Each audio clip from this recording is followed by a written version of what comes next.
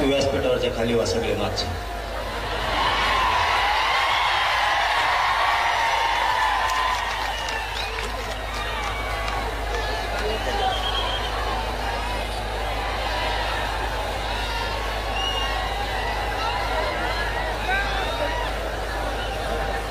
हिंदवी स्वराज्याचे संस्थापक राजे छत्रपती शिवराय, हलू नको ना, मागे जा. राजमाता मासाहेब जिजाऊ, धर्मवीर छत्रपती संभाजीराजे, महाराष्ट्राची धाकटी पंढरी श्री क्षेत्र नगर नारायणगडाच्या चरणी त्रिवार नतमस्तक होतो. आपल्या नारायणगडाचे मठाधिपती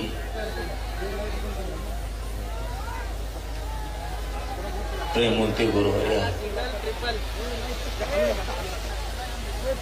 शिवाजी बाबाजी यांच्या चरणी नतमस्तक होतो. बंकट स्वामी मठाचे मठाधिपती महंत गुरुवर्य श्री लक्ष्मणजी बाबा मेहळे यांच्या चरणी नतमस्तक होतो.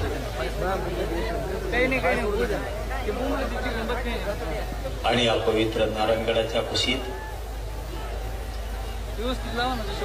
जमलेल्या राजकीय, सामाजिक, शेतकरी सर्व माझ्या बांधवांना मानाचा ईश्वर.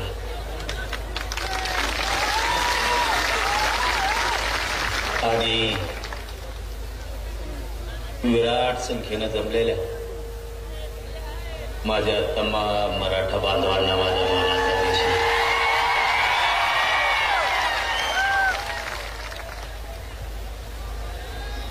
आज खासदारांपासून आमदारांपर्यंत सगळेच बांधव या पवित्र नारायणगडाच्या कुशीत येऊन तुम्ही तुमचे मोठेपण सिद्ध केले, त्याबद्दल तुमचं सगळ्यात अगोदर धन्यवाद. मला मायबापावर त्रास होतो बोला. आपला गड नगद आहे म्हणून ताकद मिळते. जशी मला मिळाली तशी माझ्या शेतकऱ्याला पण मिळाली. लय वेदना आहे, शरीरात लय त्रास आहे. मी तुम्हाला ही गोष्ट सांगितली होती 8 तारखेत बघा. एक 5-6 महिन्यापूर्वी तुम्हाला मी एक गोष्ट सांगितली होती, प्रत्येक माणसाला सांगितली होती की मी थोड्या दिवसाचा पाहुणा आहे.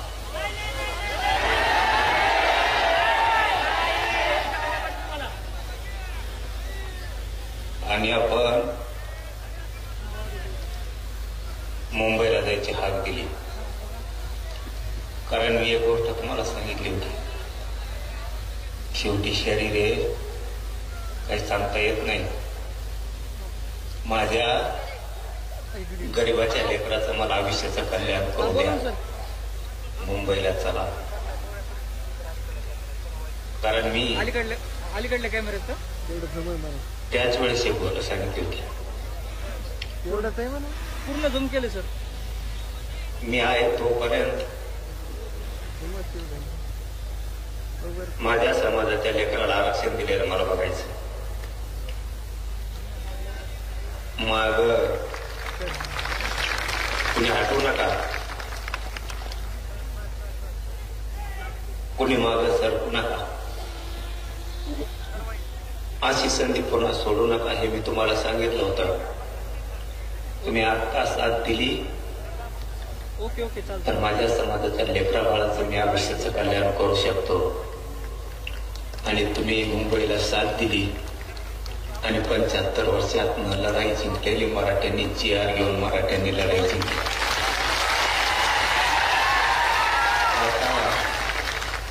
आता मला चिंता नाही. ओके ओके चालतं. मी आता थोड्या दिवसाचा पाहुणा असो किंवा लई दिवसाचा, मला त्याची चिंता राहिली नाही आता. कारण जे जीवनात येऊन जे सिद्ध करायचं होतं ते मी केलंय. तुम्ही पहिली प्रेम लावायची होती, मी 2-3 यायचे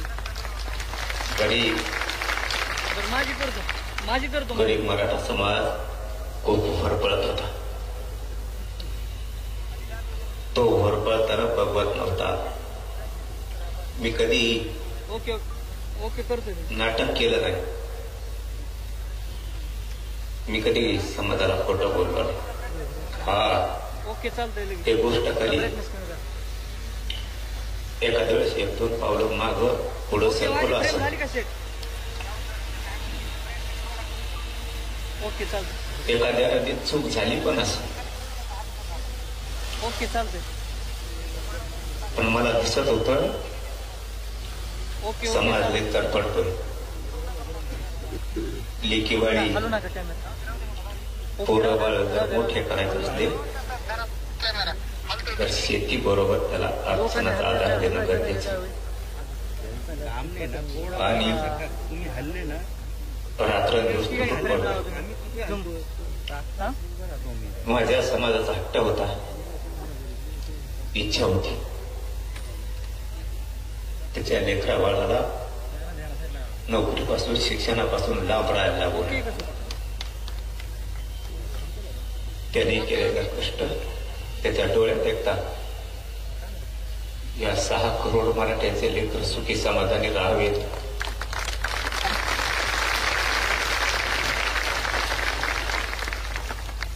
कधी शांत बसलो नाही. पूर्ण आयुष्य झिजवलं. आता मला काही वाटत नाही. खूप जणांनी सातारा संस्थानमध्ये पश्चिम महाराष्ट्र आणि हैदराबाद गॅझेट म्हणजे मराठवाडा, इथला जर मराठा आरक्षणात गेला राज्यालाच नाही तर देशाला येडा टाकायची ताकद या मराठ्यात या म्हणून मिळू देत नव्हती. आपले आणि दुसरे तर विरोधात गेले हो. आपल्याने पितूर नको व्हायला होतं. झाली असं नाही कधी चूक, पण जीव येऊ धरणीला टेकला तरी माग हटलो नाही हे त्यांनी पितुरांनी समजून घ्यायला पाहिजे.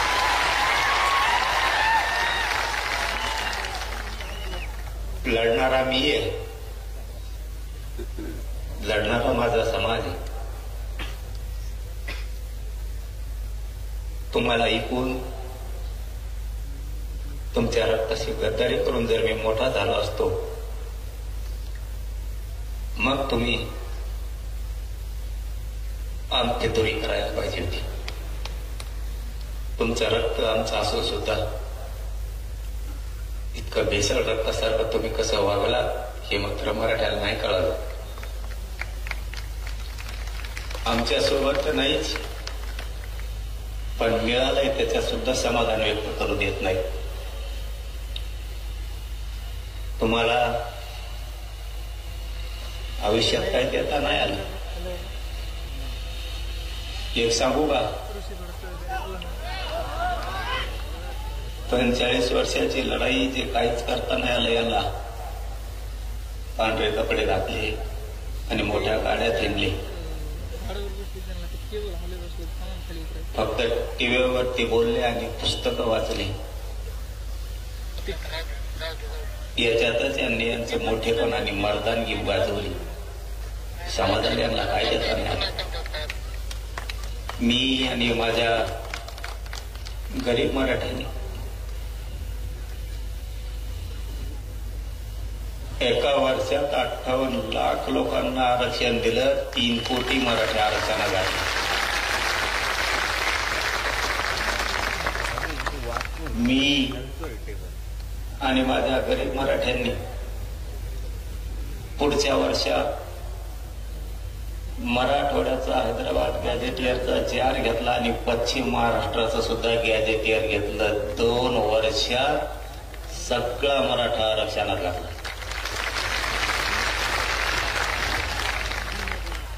आणि जे खरं सांगतो तुम्हाला, पटवून घ्यायचा, पोरं आपल्याला मोठे करायचे, नाव ठेवणाऱ्याला लेकर बाळा नाही मोठे करायचे. आपले लेकर बाळा आपल्याला मोठे करायचे. जे मिळालंय ना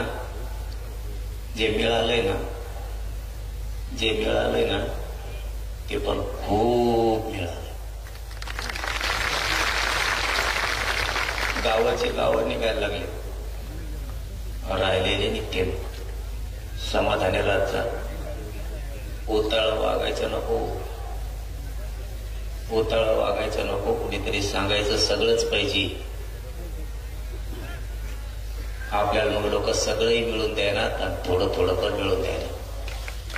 मी आणि माझा समाज आम्ही बरोबर आमच्या पद्धतीला जाऊन डावं टाकून सगळ्यांच्या मुंडक्यावर पाय दिले. थोडं हुशारीने चाला, खाताना विचार करा गरम आहे का गार झाला. नको बरं, समाज डुबल असं वागायला नको. आपण दसरा मेळाव्याला जमतो, सभाला जमतो, आंतरवालीत जमतो, मुंबईत जमतो, मजा म्हणून नाही.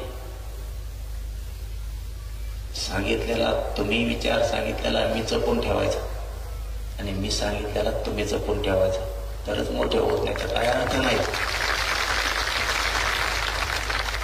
आलो, बसला, इकडं तिकडं फिरला, झाडाखाली गेला, पुन्हा सभात येऊन बसला.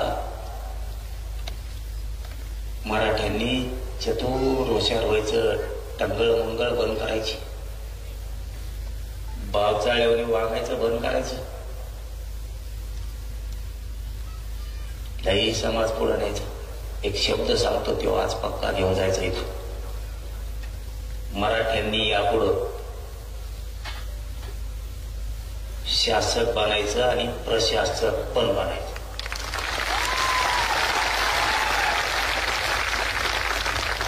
मराठ्यांनी डोकं लावून हुशारीनं शासक बना, प्रशासक बनवा. शासक जर बनला, कोणाला मागायची गरज नाही पडणार.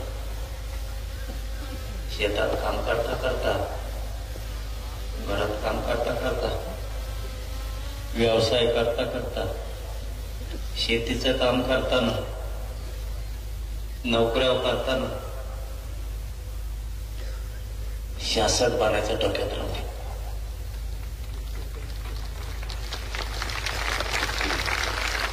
तुमच्यावरती दारिद्र्याचा आलेला गंज जर काढायचा असला, तुम्हाला शासक बनावं लागणार आहे. कुणी डोक्यावर हात फिरला, कुणी हातात हात दिला, कुणी चहा पाजेला म्हणून आपण मोठे नाही होणार. या दसऱ्याच्या निमित्तानं सांगतो, जातीला सांभाळायचं असलं, जातीच्या अडचणी दूर करायच्या असल्या तर तुम्हाला शासक बनावं लागेल. आणि प्रशासकही बनावं. प्रशासनात एवढी ताकद आहे,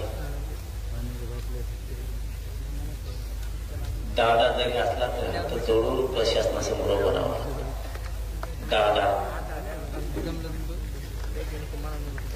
दादा त्याला प्रशासनापुढे हात जोडून उभा राहावा. राजकीय नेता असला तरी हात जोडून उभा राहावा लागतो.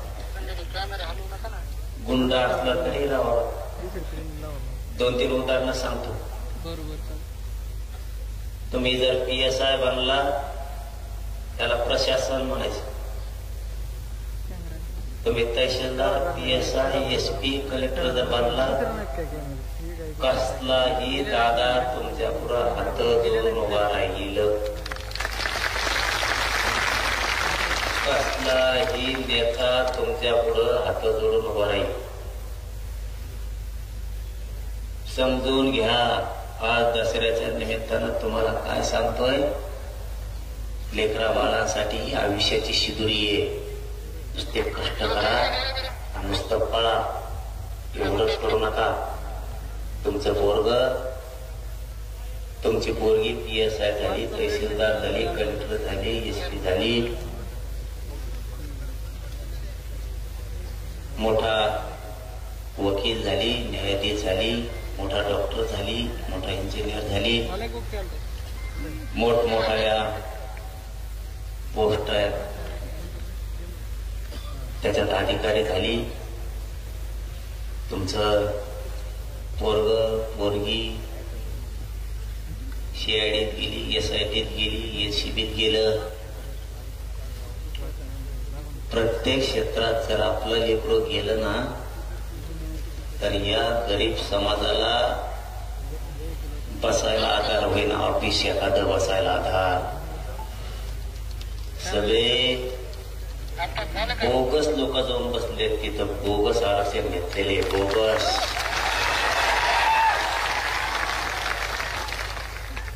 हाय का डोकं ठेक्यात तुमचं? लोक जातीचं काम करायचं असलं, सत्ता असो नाही तर नसो, बर का बरोबर, सत्ता असो नाही तर नसो, प्रशासनात जर आपले अधिकारी असले ना, राईट फुटात ठोके द्यायचे. सत्ता असो नाही तर नसो. म्हणून आजपासून एक गोष्ट लक्षात ठेवा, आता आपल्याला प्रशासनात लोक घालायचे, खूप पोराने पोरी अधिकारी करायचे प्रत्येक क्षेत्रात. आणि दुसरं, तुम्ही शासक बना, कोणाला फोन लावायची गरजच नाही, लगेच काम. सगळे बसले त्यांचे, आपल्या घरच्या दारात येणे. चूक तुमची आहे. कशी चूक आहे सांगू का? सांगतो तुम्हाला चूक आहे तुमची. तुमच्या डोक्यातली दया माया जायना, तुमच्या डोक्यात किडे पडले, किडे. तुमच्या डोक्यातली दया माया जायना. एखाद्याने जर आपल्या जातीचा अपमान केला, बोलायचं काही व्हायना, पण मरूस तर त्याला झटका दाखी द्यायचा, मरूस तर.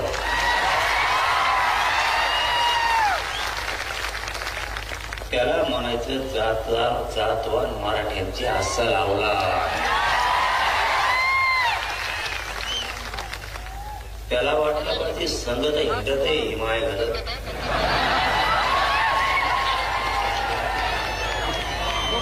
पण इतके माया जवळचे लोक बोलून यांनी मला पाळलं कसं? तुम्हाला कडवट बनावं लागन. एक उदाहरण म्हणून सांगतो बाबा, मी बंद करतो थोड्या वेळात. आता बोलू का? शेतकऱ्याचा राहिला आणखी नारायणगड देशातला ऐतिहासिक दसरा मेळावा असा आहे की त्याने शेतकऱ्यासाठी लढ्याचे निर्णय घेतले. ते पहिला दसरा मेळावा आहे.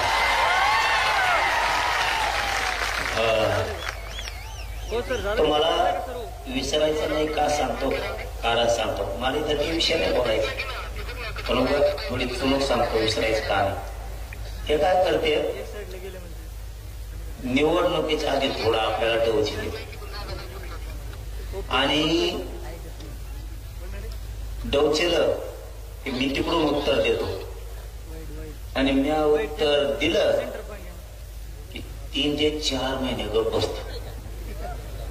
त्याचा अर्थ समजून घ्या. दिले नका म्हणून त्याला, नीट काय बोलतोय ते ऐका. ते तिकडून असं एक शब्द आपल्या काळजाला लागण असा बोलते, जसा की गुलामीचं गॅजेट म्हणणारे माकड.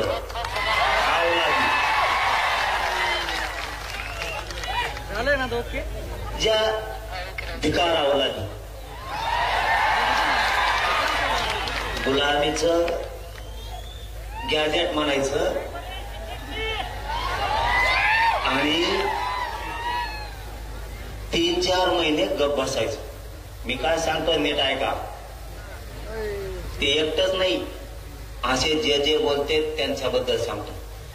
तुम्ही ना किडे पडलेले डोक्यातले जाळून टाका. जरा पाहिजे. बर, आता मी सांगितलं मग त्याला उत्तर. आमचं गुलामीचं गॅजेट हे. मग इंग्रज काय तुमच्या घरात राहत होता का?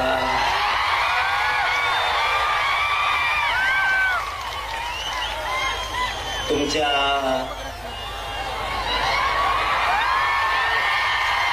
परिवारात नाही का? ऐका रे, ऐका ना, मी काय सांगतोय ते ऐका. अर्थाचे गैरअर्थ करते, त्यांच्या घरात राहतो का म्हणजे तरी ते दुसराच अर्थ काढते. तसा अर्थ नाही, तसा अर्थ नाही. अर्थ नीट समजून घ्या. मी गडावडे,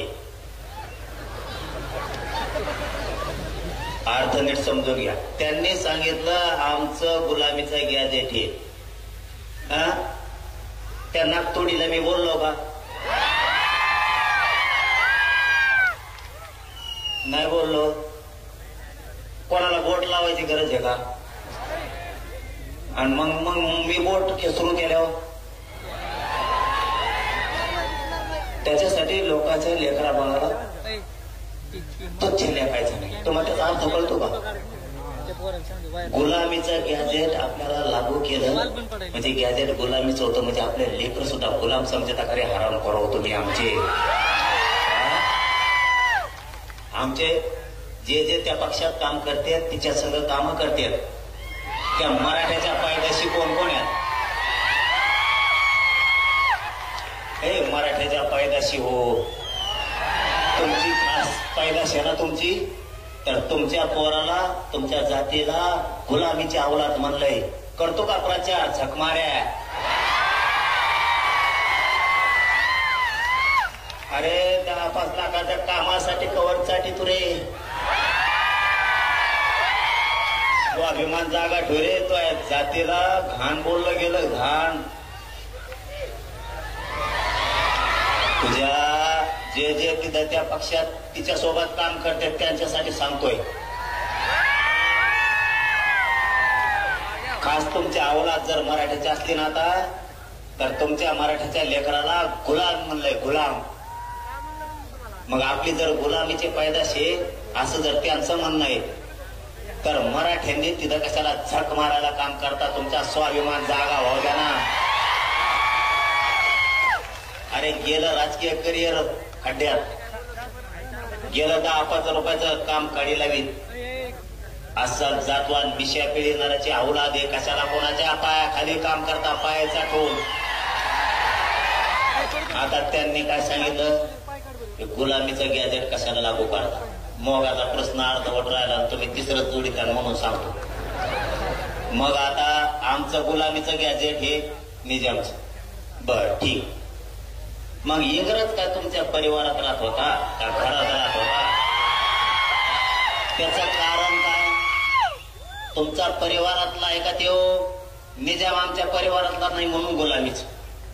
मग आता इंग्रज हे तुमच्या परिवारातला आहे का म्हणून 1931ची जनगणना घेतली. तुम्ही त्याच्या जीवावर आरक्षण घेतलं. तुम्हाला त्यांनीच आरक्षण दिलं इंग्रजाच्या जनगणनेनं. इंग्रजाच्या जनगणनेनं आरक्षण दिले तुम्हाला. मग तुम्ही कोण असं आम्ही म्हणायचं का? म्हणलो नाही. म्हणलो नाही. आपण तुमच्यासारखे बिघडलेल्या रक्ताचे नाही. म्हणलो नाही, म्हणणार नाही. म्हणायचं का असं म्हणलो. तुम्ही डायरेक्ट म्हणले आम्हाला पण आम्ही म्हणायचं का म्हणलो. बर, याच्या पुढे जाऊन आम्ही असं म्हणलो का की बाबा आमचं गुलामीचं गॅजेट हे. मग तिकडं राजस्थानला अकबर बादशाहकडून पळून आला तर इकडं तुम्ही निजामाची चाकरी करायला लागला. आम्ही असं असं म्हणायचं का म्हणलो नाही का म्हणलो नाही भेट फेक नसतो शानपणा शिकायचा नाही गप्प बसलेलं म्हणून गप्प तुम्ही फक्त फेसबुक व्हॉट्सअपला लिहू शकता ज्या दिवशी सुरू होईल ना त्या दिवशी तुम्हाला बी कळाल काही बोलता माझा डेले नीट करायची ताकद आमच्या मराठ्यात आहे काही बोलता आम्ही म्हणलो का तुम्ही राजस्थानला होते तिकडं बादशाह अकबर होता आणि त्यांनी लय ठोकला दांड केले तुम्हाला मग पळून इकडं महाराष्ट्रात आला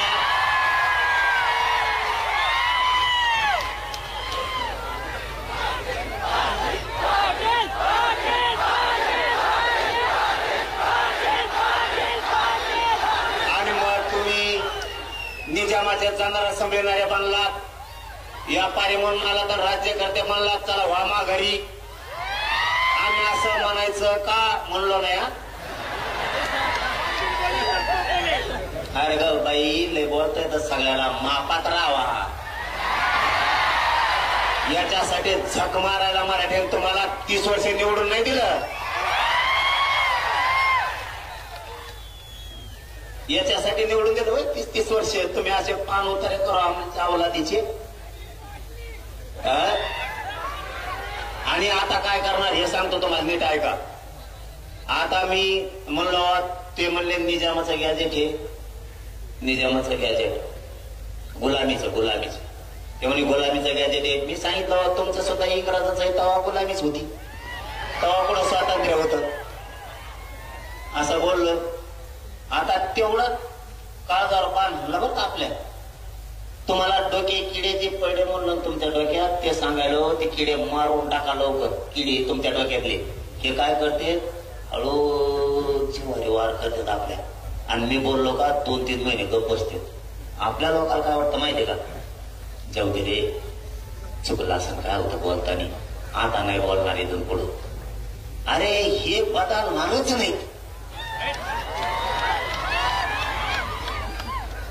त्याच्यामुळं दया माया थोडी कमी करा जे ज्याला मराठ्याचं तिकडून उभा राहील खप पाडायची तेव्हा ह्या आपल्या बी जाती नीट राख्या तेव्हा आपले बी नीट वागायचे तेव्हा हे हुजरीगिरी करायचं बंद करते आणि जेव्हा आपण पाडायला सुरू करतो ना तेव्हा ते मराठ्या संघ नीट वागायला सुरू करते कळालं काय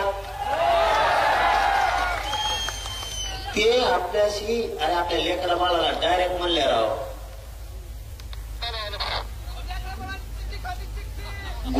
गुलामी आपल्या लेकराला डायरेक्ट गुलाम म्हणलं गेलं त्याचा अर्थ असं होतो आणि मग तुम्हाला लेकरा बाळापेक्षा मोठे ते आहेत का म्हणून गपजारी बसले ते आपल्या लोकां मीडियात बोलतेच जाईल आणि लोकात म्हणते चुकलं बरं काही तू पुढं नाही बोलणार मीडियाने ऐकलं ते आणि मग लोकात बोलून काय करतो मीडियात म्हणा मग सोडून देतो आम्ही हे जिवारी वार करतात कळून देत नाही तिसरा मुद्दा 2 सांगितले शासक बना प्रशासक बनवा दुसरा सांगितलं येऊ इथून पुढे जेव बोल त्याला सोडीत जायचं नाही तिसरा मुद्दा आहे महत्वाचा कधीच आजपासून ओबीसीला दोष द्यायचा नाही बघा डोक्यात उजाड पाडू घ्या आपण काय करतो एक जरी नेता बोलला तरी आपण म्हणतो ओबीसीचे नेते घाणे ओबीसीचे नेते नाही याच्यात ओबीसीचा काही समान नाही समजा माळ्याचा सगळा दोष आहे का काही सगळ्या माळ्याचा दोष आहे का ते सगळ्या भाव चालायला जाऊन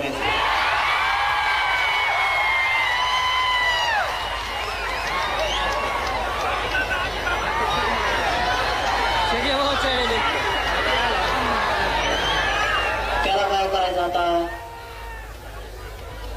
त्याला म्हशीवणी थोडे दिवस पाण्यात बांधायचं त्याला मी बांधितो थांबा तो नीट होणार रे मी नीट व्हायणार रे शरीर मला साथ द्यायला नाही तर यांचा तुमचा काढायला मिले पक्का लावले का नाही 150 पावणे 200 कामाला लावले का नाही रे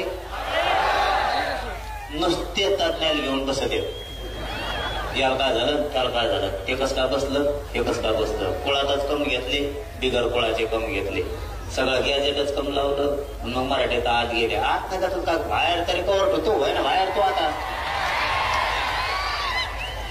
आता इथून पुढं ज्या जातीचा माणूस बोलल त्याला ओबीसीचा नेता नाही म्हणायचा.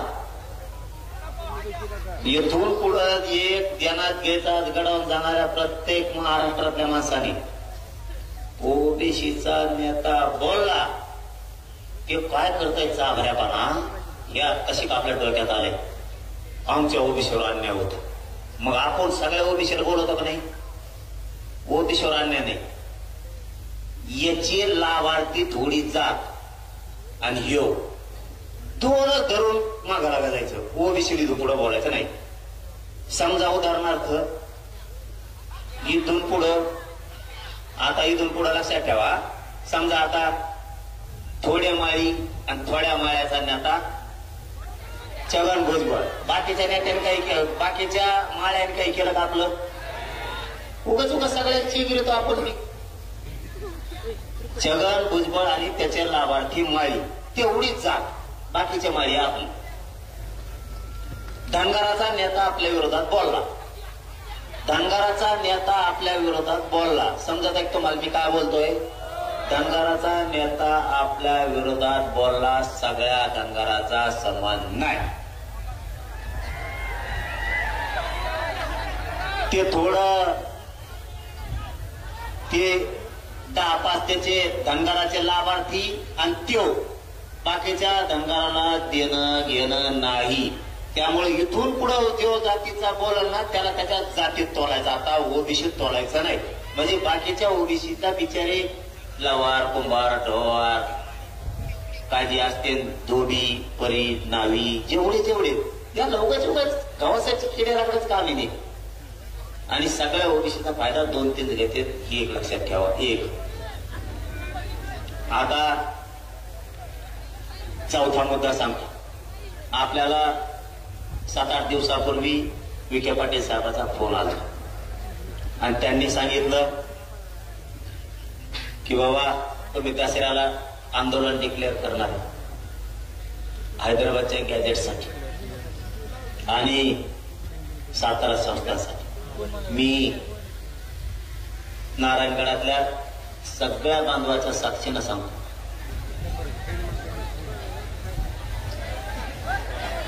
काय रे खाली बसा खाली बसा.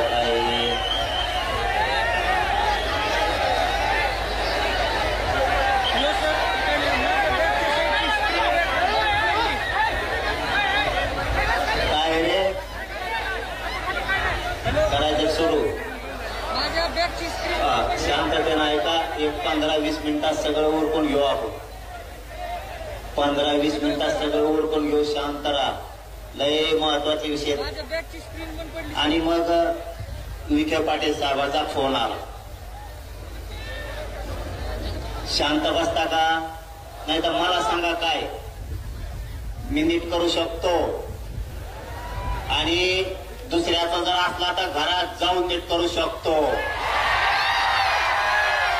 माया नादी लागायचं नाही.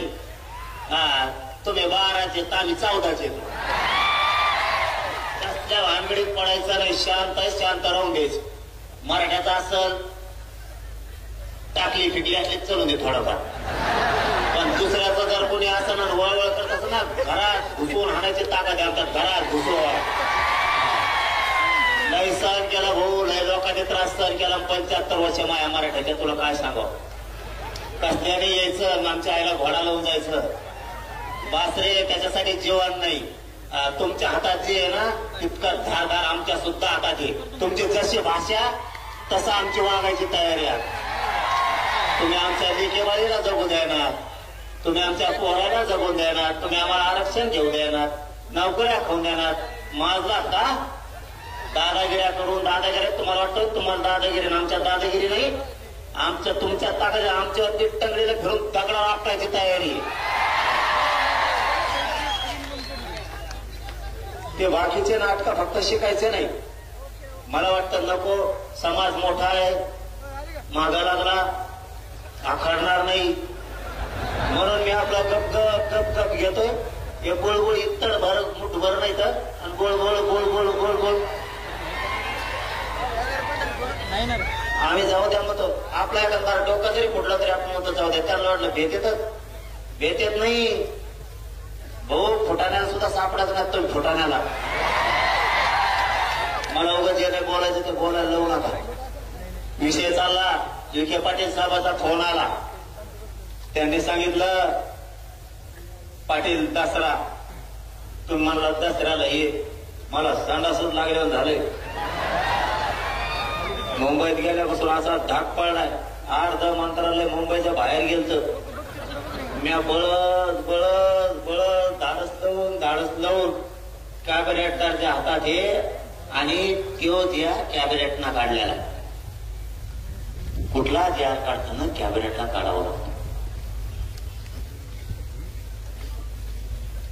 आणि एखाद्या जर उपसमितीने काढला, उपसमितीला अधिकार आहे का नाही काढायचा हेही बघावं लागतं.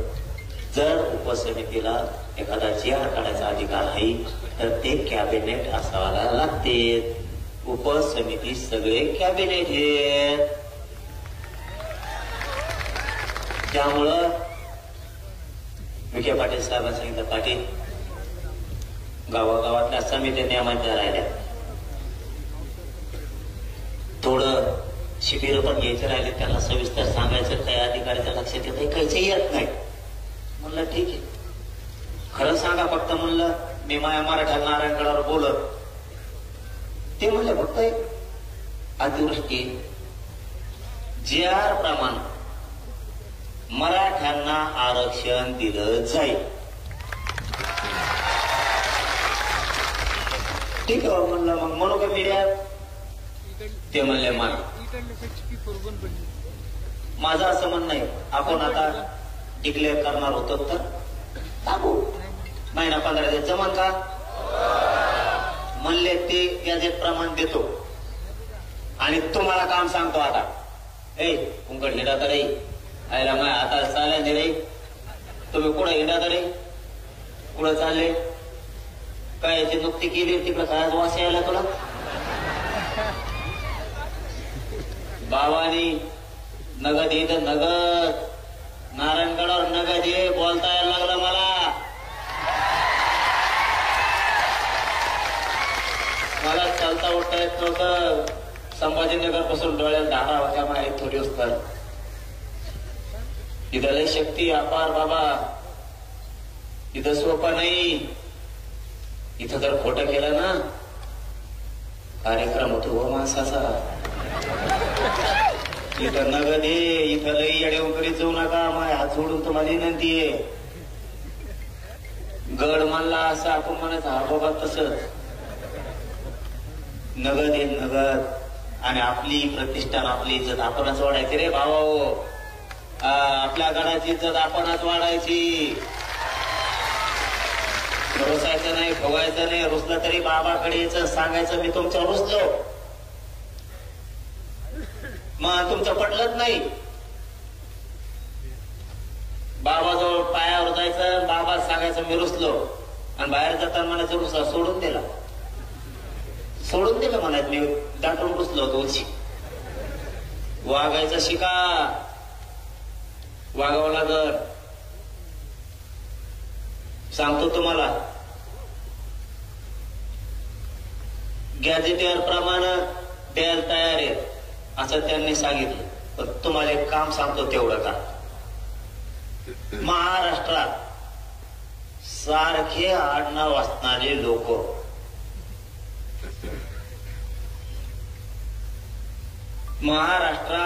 सारखं आडनाव असणारे लोक म्हणजे महाराष्ट्रात तुमच्या आडनावासारखं कोणाकडेही कुणबी प्रमाणपत्र जर निघालं असलं तर त्याचं शपथपत्र घेऊन मराठवाड्यातल्या लोकांनी अर्ज दाखल करा. नुसतं बोंबलू नका. आरक्षण नाही काम करा. पुन्हा एकदा सांगतो, नीट ध्यान द्या. ऐ मागचे काय बोलबोल करता रे, हालू नका. काय उपयोग मुंबईत जाऊन, काय बाया मुंबईला तुमचं आता काय सांगावं तुम्हाला.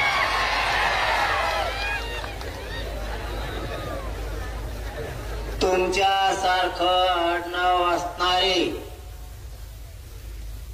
ज्याच्याकडे कुणबी प्रमाणपत्र असेल त्याला फोन करा आणि विचारा तो कुणबी प्रमाणपत्र निघालं का, तो आडनाव सारखंच आहे. त्याचं कारण सांगतो.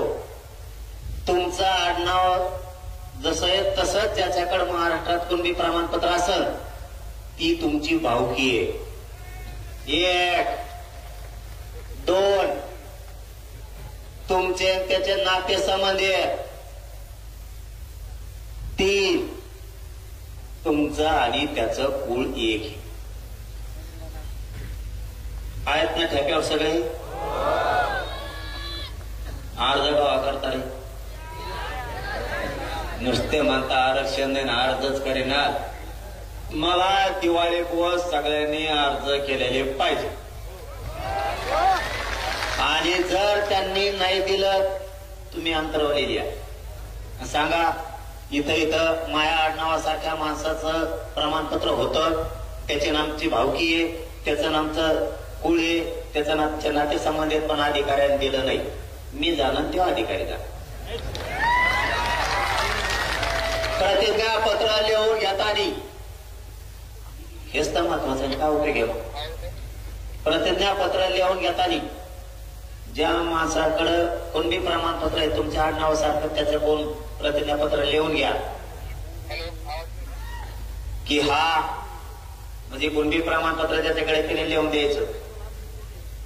हा माझा भावकीतला आहे, हा माझ्या कुळातला आहे, हा माझ्या नातेसंबंधातील आहे. याला शिक्षणासाठी, नोकरीसाठी, शासकीय योजनेसाठी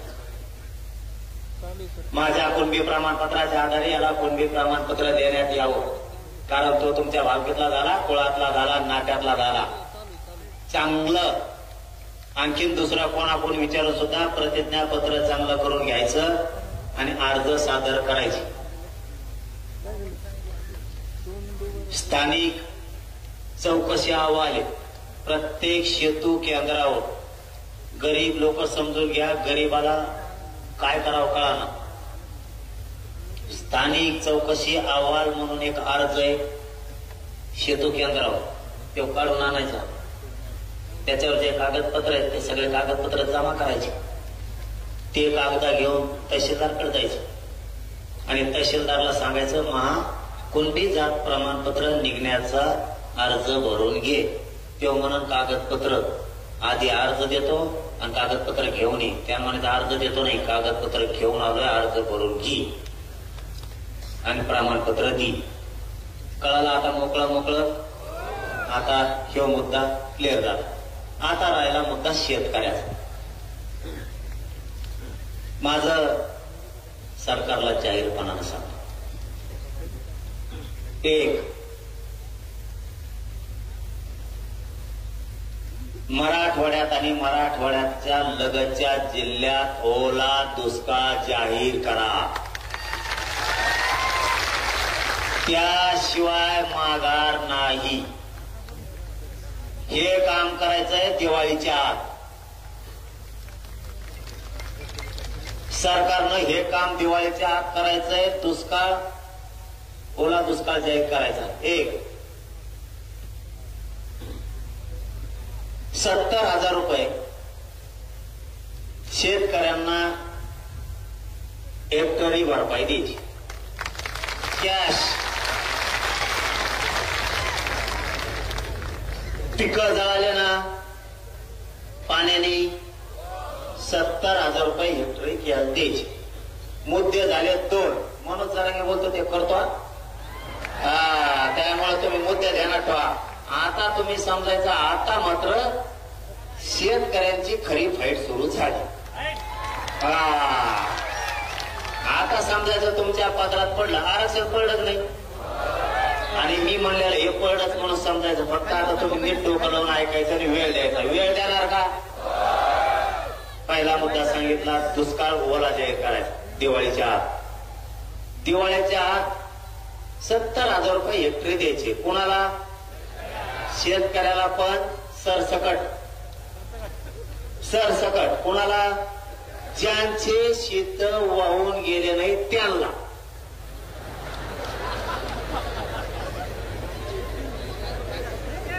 शेत वाहून गेले नाही त्यांना म्हणजे त्यांच्या शेतात पाणी साचलं, पीक जळून गेलं, म्हणजे त्याचं 70,000 रुपये हेक्टरी नुकसान झालं.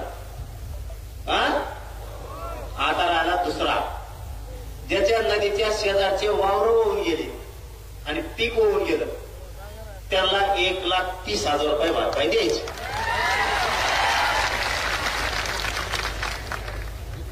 आपलं असंच असतं.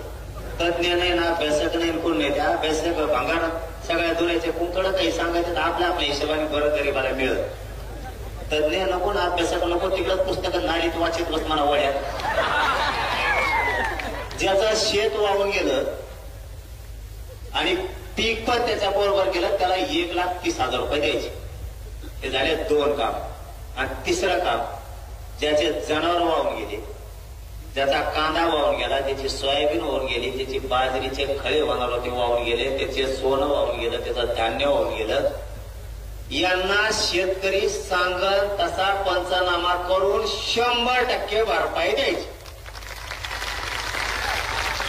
म्हणजे घर पडलं, शेळ्या वाहून गेल्या, जनावर वाहून गेले, म्हशी वाहून गेल्या, काहींचे कांदे वाहून गेले, काहींचे बाजऱ्या काढल्या होत्या ते वाहून गेल्या, काहींचे सोयाबीन काढून ठेवलं होतं ते वाहून गेलं, काहींचं सोनं गेलं, घरातल्या भांडे वासनं गेले, मोटरी गेल्या, पाईप गेले, कोठा वाहून गेला, काहींचे भितळं घर वाहून गेले, काहींच्या नळ्या वाहून गेल्या, काहींची सौर ऊर्जा वाहून गेली. जेवढं वाहून गेलं तितके पैसे एवढे द्यायचे. हे झाले 3. हे झाले 3. आता चौथं, शेतकऱ्याचे 15 रुपये कापायचे ठरले ऊसाचे. अजिबात 1 रुपया सुद्धा कापायचा नाही. 1 रुपया कापायचा नाही. याला पर्याय. चौथा मुद्दा सांगतो, ध्यानात ठेवा. आपल्याला आता लढाई करायची. चौथा मुद्दा, याला पर्याय देतो आम्ही. शेतकऱ्याच्या ऊसाचे पैसे कापूस तर ज्याला 10,000 रुपये पगार आहे त्याचे 2,500 कापा. ज्याला 20,000 पगार आहे त्याचा 1/4 हिस्सा कापा, 5,000. ज्याला 1 लाख आहे त्याचे 25,000 कापा. ज्याला 2 लाख आहे त्याचे 50,000 कापा. 1/4 हिस्सा कापाय. त्याला काही गोमीचा पाय लागला होणार आहे का?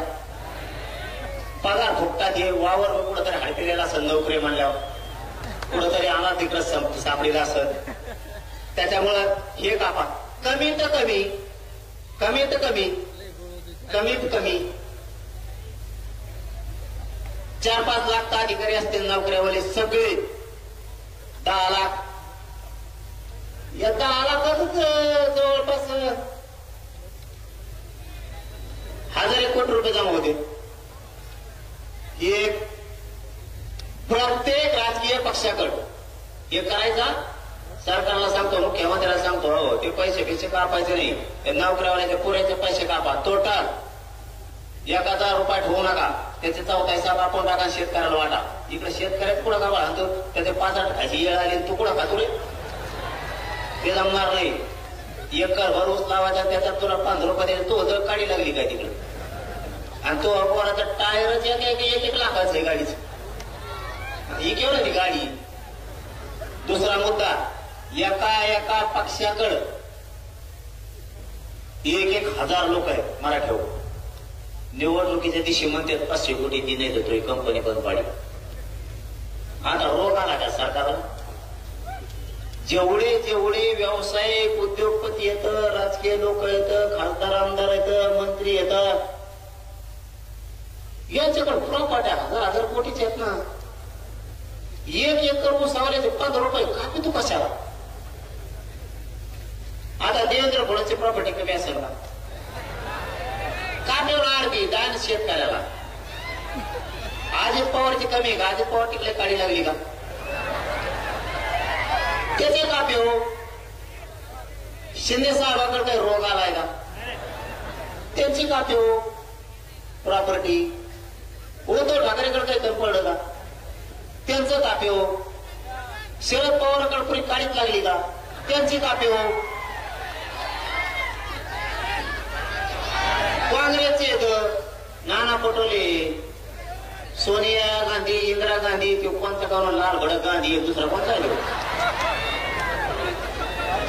त्याची कापी हो. यांचं प्रॉपर्ट्या कमी आहेत का? ते आंबाडी त्याचं तेल मीठ बंद करा ना. सगळं त्याचे पंप येत. त्याला म्हणा एक दिवस जे रिलायन्स पंपाचा व्यवसाय येतो एका दिवसाचा एका पंपावर 3 शेतकऱ्याला ऊस कुठं कापतो? तिकडं आमचा फेसकोट पडे पाणी हळूहळू सरा आमचं कुठं कापतो घास पाण्याला? तिकडं लय मोठं होत आला ना. राज ठाकरेकडे काही कमी आहे का? त्याच्या सगळ्या ट्रॅव्हल चालायला कापतो त्याच्या. नारायण राणेकडे काही कमी पड असलं त्याला ती ऊसाची पाताटाची त्याच्या मुलगी. मग विलेनकडे येतं, मोहिते घराणे येतं, निंबाळकर घराणे, चव्हाण घराणे, देशमुख घराणे येतं. त्या सगळ्या 2-4 पोते भरून द्या पैशाची. त्याची काडी लागली असती पुढे तर त्यात जवळ नसतं तर.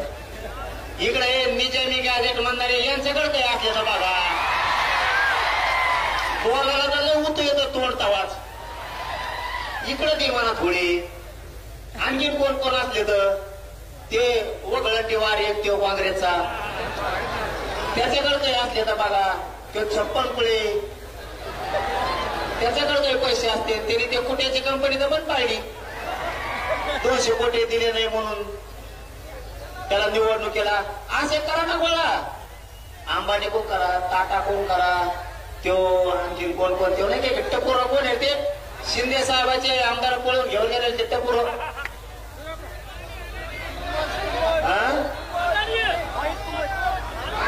ते नाही होऊन टावडे ना आताच ते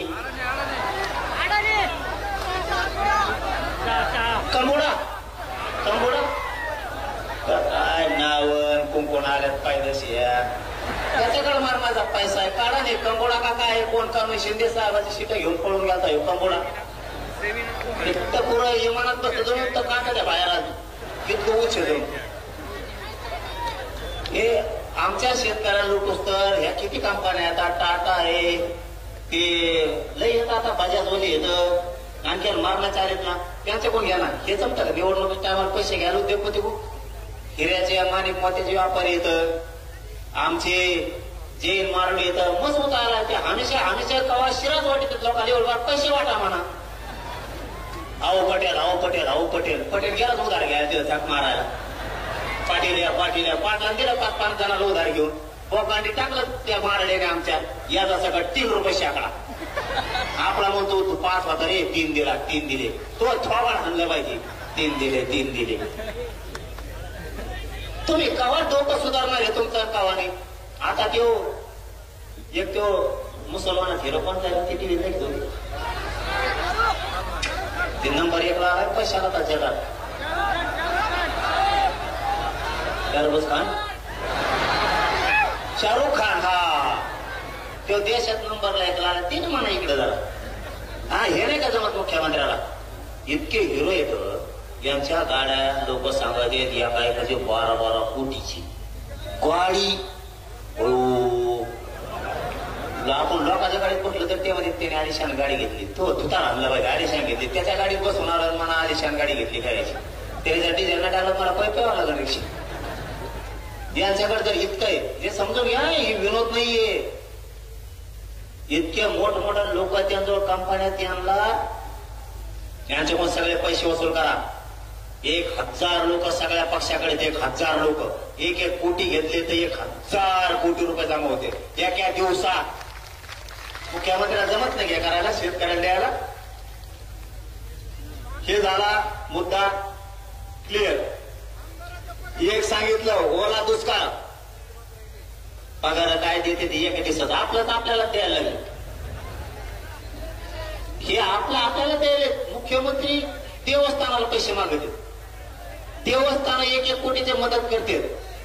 अरे बाबा तुमच्याकडे गाडी लागली का? तुम्हाला दुसरीकडे द्यायला आहेत का? उद्योगपत्याचे कर्ज माफ करायला ते मल्ल्या का खाल्ल्या कोण पळून गेला पैसे येऊन ते जमतं का? मग असे गोष्टी करताना विचार करा. आपला पहिला मुद्दा घ्या, मुद्द्यावर येऊ. हे बस रे, मुद्द्यावर येऊ. तो बिराडीला का देऊ दर पडायचा तांबूटा खाली तोंडाला. इतक्या लोकात तांबू खाली होतो का? चाबरा जाऊ नाही रे. पिसून तरी द्यायचं नाही, कापारा कापारा ठेवायची. पाटांना ठेवली. याने मुंबईत असंच घायल केलं मला. कोण कोण मला बाबा पहिले मुंबईत झालो. ते रोडला बॅरिकेड लावायचं कळत अवघड कोटे ते पुढं झेडे ठोकेले, पुढं नाही कुंकडे नारळ काढले. पुन्हा मुंबई विखे साहेब म्हणले काही काम सांगा, फडणवीस म्हणले काही काम सांगा, पुन्हा मुंबई येऊ ना. नारायणगडवर खोटा नाही बोलणार. ते म्हणले कवा मुंबईला मराठा आणू नका, आणि जर आणलं तर तुम्ही सोबत येते, तुमचंच ऐकत येते. आणलं तर मात्र तुम्ही या. एक मुद्दा, ओला दुष्काळ जाहीर करायला लावायचा. 2, 70,000 रुपये हेक्टरी घ्यायचे. 3, ज्याचे शेत रोडच्या नदीच्या कडेचे वाहून गेले पिकासहित 1,30,000. संपूर्ण कर्जमुक्ती. सुट्टी नाही शेतकऱ्यांना मागे सरकारचं नाही, संपूर्ण कर्जमुक्ती. 5वा मुद्दा, ज्या शेतकऱ्यानं विदर्भातल्या, मराठवाड्यातल्या, खानदेशातल्या, पश्चिम महाराष्ट्रातल्या आणि महाराष्ट्रातल्या शेतकऱ्यांनी आत्महत्या केल्या. आतापर्यंत 20 वर्षात आतापर्यंत आत्महत्या केलेल्या शेतकऱ्याच्या कुटुंबाला शासकीय नोकरी सरकारनं द्यायची. 6वा मुद्दा, शेतीला हमी भाव घ्यायचा आहे, त्याच्याशिवाय आंदोलन थांबवायचं नाही. काहीच गरज नाही कोणाची. आपल्याला जर हमी भाव दिला तर काहीच गरज नाही कोणाची आत्महत्या होत नाही, काय नाही काय. फक्त आता शेतकऱ्यांना ताईट व्हायला सावध. 7वा मुद्दा, शेतीला नोकरीचा दर्जा द्या. तुम्हाला हे कळलंच नसणार आता हे काय. शेतीला नोकरीचा दर्जा द्या म्हणजे तुम्ही म्हणता नोकऱ्या नाहीत, नोकऱ्या नाहीत. ठीक आहे, जो शेती करेन 10 एकरच्या आतला त्याला 10,000 रुपये महिना सुरू करा. नोकऱ्या नाही तर पोरं करता का शेतात तरी कामं करते 10,000 रुपये. शेतीला नोकरीचा दर्जा द्या. कोणाकोणाला नोकरी लागेल 10,000 वर हात करा.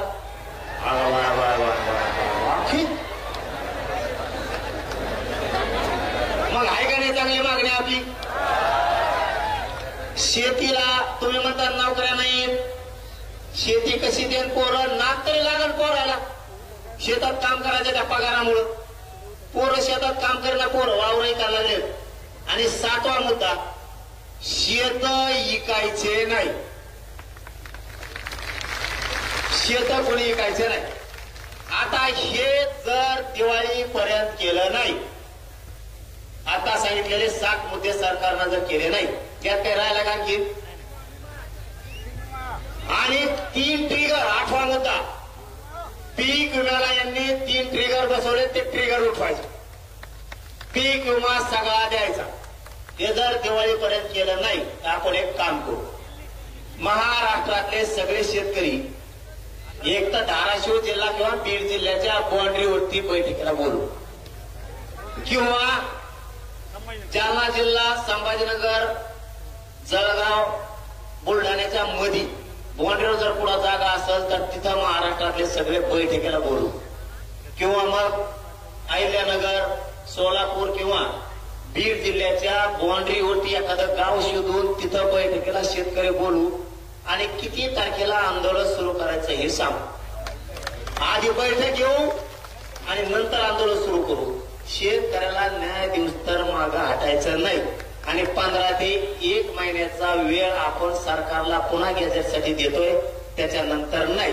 आणि मुद्दा शेवटचा, जर सरकारनं गॅजेट हैदराबादचं, सातारा संस्थांचं लागू केलं नाही, आणि विशेष सांगायचं राहिलं छत्रपती खासदार छत्रपती शाहूजीराजे महाराज साहेबांना की मी परवा सरकारला बोललोय, सातारा संस्थान, औंध संस्थान आणि पुणे संस्थानचं जे गॅजेटियर घेतलंय त्याबरोबर खासदार साहेब महाराज शाहूराजे महाराज साहेब तुमच्यासाठी सांगतो की कोल्हापूरचं सुद्धा गॅजेटियर घ्यायचं सरकारनं कबूल केलंय.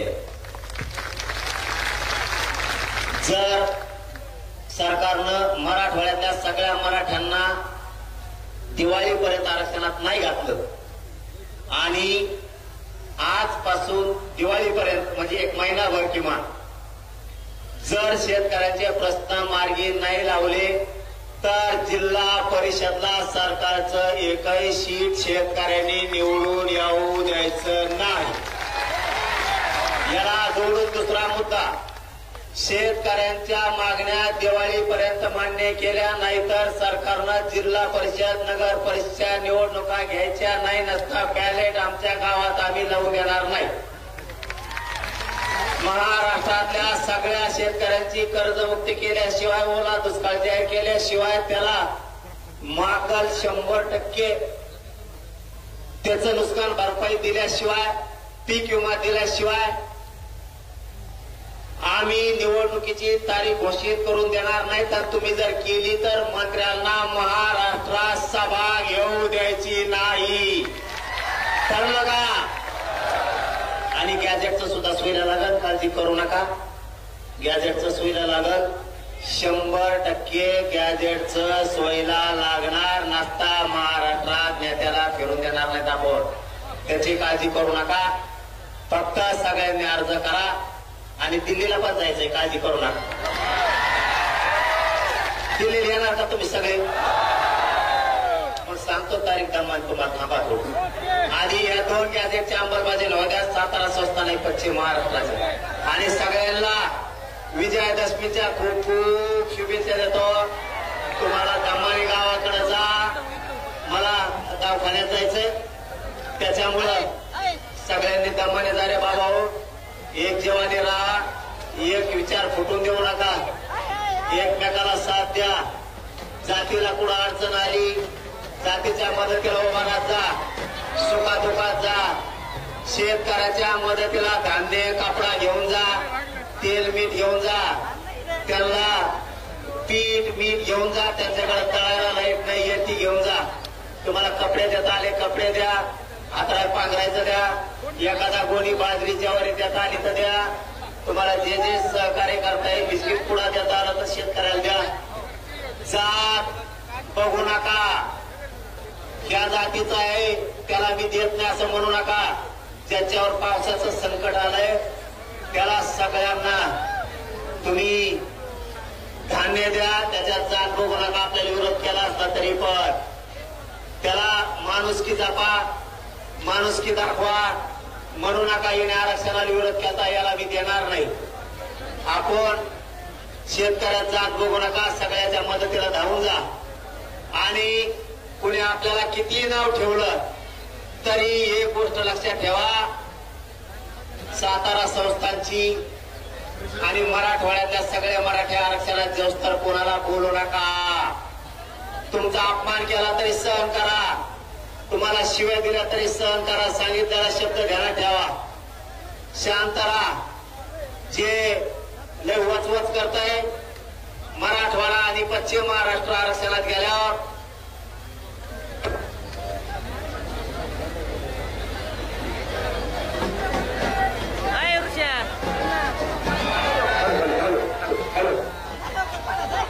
कोणी जर आपल्याला त्रास दिला, त्रास सहन करा, माझा ऐका. गरज आहे आपल्याला मराठवाडा आणि पश्चिम महाराष्ट्र आरक्षणात जोस तर एखाद्या शिया दिला, त्रास दिला तर सहन करा. लय वळवळ करतोय का एखादा? पश्चिम महाराष्ट्र आणि मराठवाड्यातले मराठी आरक्षणात गेल्यावर पहिला नंबर त्याचा लव, त्याची जीव. पण आता ती वेळ नाही. आणि एक महत्वाचं सांगतो, यांना पुत्र सुद्धा विचारित नाही म्हणून आपल्या विरोधात बोलते. त्यांच्या अंगावर जाऊ नका. घेण्यात देण्याचं संरक्षण लावायसाठी तसं करते ते. संरक्षण इकडून तिकडून हिंडाव, यांना त्यांच्या जाती सुद्धा किंमत नाही. पण आपले लोक त्यांच्या अंगावर गेल्यामुळं त्याला ते संरक्षणासाठी करतात, फोकसला यासाठी करतात, मीडियात राहण्यासाठी करतात. त्यांची काही अवकात नाही, त्यांना काही महत्व नाही, त्यांच्यात लाज पण नाही. समजून घ्या रे बाबा हो. इकडे येते बोंबलते मग आपण त्यांच्या मागा लागतो, त्याला लागत संरक्षण आणि त्याला कुत्र यायचे येते तेव्हा 3-4 जण लय मजा येईल त्यांची. पण मराठी एकदा आरक्षणात जाऊ द्या आणि मग बोलून टाक म्हणा.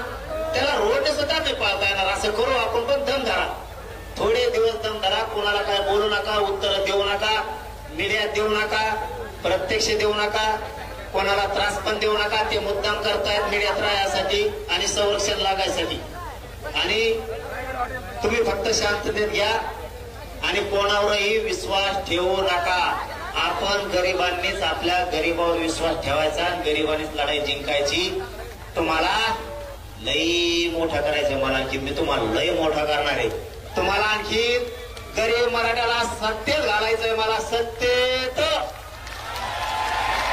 ज्या दिवशी तुमच्या हातात कारभार येईल तेव्हा तुम्ही चांगल्या चांगल्या नेत्याचा 30-30, 40-40 वर्षाचा बदला घेतात. तुम्ही म्हणता तेव्हा येडे करत होता, आता सत्ता मायात हे तो खोटाच उपयोग झाला. त्यामुळे एक विचारी राहा, विचार फुटून देऊ नका. हाक मारली की येत जा.